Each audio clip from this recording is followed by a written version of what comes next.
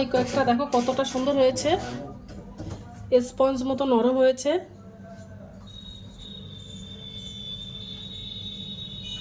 এবার আমি একটু খেয়ে দেখবো। হ্যালো বন্ধুরা, তো আমি আজকে আবার অন্যদিন মতো নতুন একটা রেসিপি নিয়ে এসেছি। আজকে রেসিপি হচ্ছে আটা ময়দা ডিম ছাড়াই আজকে ম্যাঙ্গো কেক বানাবো। তো তো চলো শুরু করি রেসিপিটা। তো এই রেসিপিটা বানাতে আমার দুটো পাকা আম লাগবে। তো আমি দেখো দুটো পাকা আম নিয়ে নিয়েছি। এবার ভালো করে আমি কেটে ছোট ছোট করে পিস করে নেব।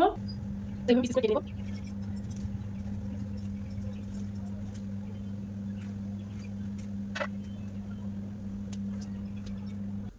তো দেখো আমগুলো আমি ছোট পিস পিস করে কেটে নিয়েছি। এবার আমি আমগুলো মিক্সার গ্রাইন্ডারে দিয়ে মিক্সার করে নেব। একদম মিহি করে আমি একটা পেস্ট বানিয়ে নেব আমগুলো। দেখো আমটা আমি মিহি করে একটা পেস্ট বানিয়ে নিয়েছি। এবার দেখো আমি একটা গামলা বাটি নিয়ে নিয়েছি। এই রেসিপিটা বানাতে আমার সুজি লাগবে। যেহেতু আমি আটা ময়দা ডিম ছাড়াই বানাবো, তার জন্য আমি সুজি নিয়েছি। সুজি দিয়ে এই কেকটা বানাবো। মধ্যে 250 গ্রাম সুজি আছে। তো সুজিটা আমি গামলা বাটির মধ্যে দিয়ে দেবো।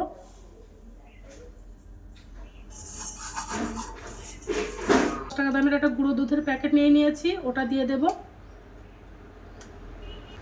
আর এই গুঁড়ো দুধটা দিলে কেকটা কিন্তু খেতে আরো ভালো লাগে, তার জন্য আমি গুঁড়ো দুধটা দিয়ে দেব।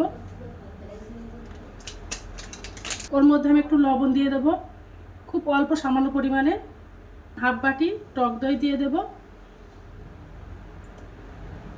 ওর মধ্যে আমি হাফ বাটি চিনি দিয়ে দেব।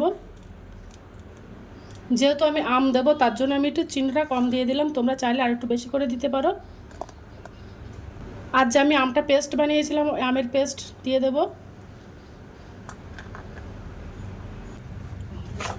দিয়ে এবার ভালো করে মিশিয়ে নেব।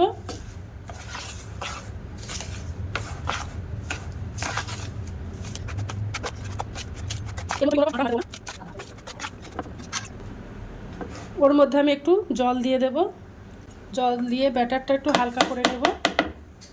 এই কেকটা বানানো একদম সহজ, আর খেতেও কিন্তু দুর্দান্ত লাগে। তো আর একটু জল দিয়ে দেবো।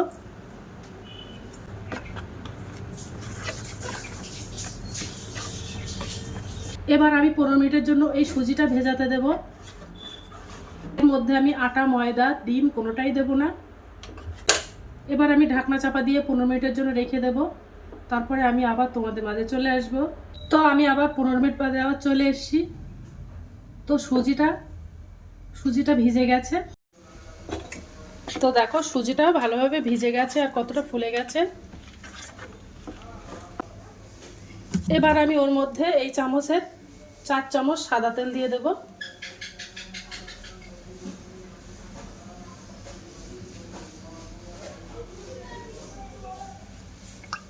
তো 4 চামচ আমি সাদা তেল দিয়ে দিলাম। দিয়ে ভালো করে মিশিয়ে নেব। কেকের ব্যাটারটা ভালো করে মিশিয়ে নেব।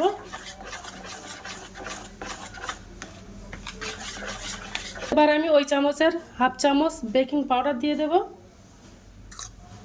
1 চামচের 4 ভাগের 1 ভাগ বেকিং সোডা দিয়ে দেব। দিয়ে ব্যাটারটা ভালো করে মিশিয়ে নেব।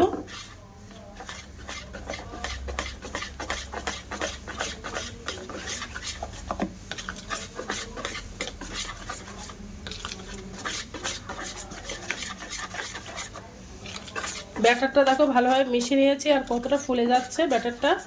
আমার ব্যাটারটা বানানো হয়ে গেছে। এবার দেখো আমি একটা কেক মোল্ড নিয়ে নিয়েছি। এই কেক মোল্ডে আমি একটু তেল ব্রাশ করে নেব। এই তেলটা ব্রাশ করলে নিচ থেকে আর লেগে যায় না। এবার আমি ব্যাটারটা ঢেলে দেব।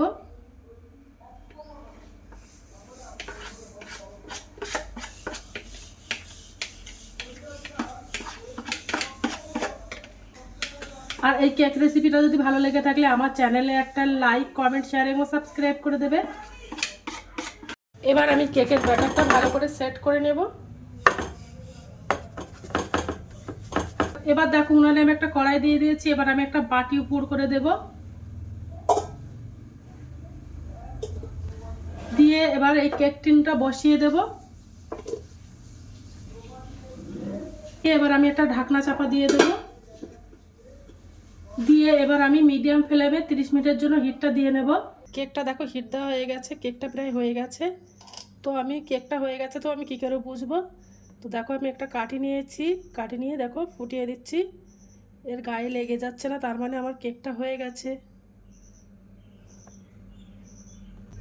এবার আমি কেকটা ঠান্ডা করে একটা প্লেটে তুলে নেব, তারপর তোমাদেরকে দেখাবো যে কেমন হয়েছে। কেকটা এবার আর ঠান্ডা হয়ে গেছে। এবার আমি সাইড থেকে একটু ছুরি দিয়ে কেটে দেব। এবার আমি মাঝখান থেকে কেকটা কেটে দেব। দেখো কতটা নরম হয়েছে। সমান করে কেটে নিয়েছি। এবার আমি কেকটা পিস পিস করে কেটে নেব, একদম সমান করে।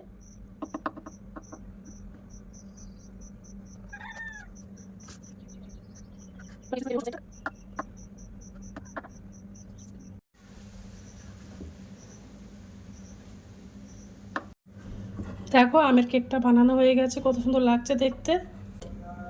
উপর থেকে একটু আম ছড়িয়ে দেব।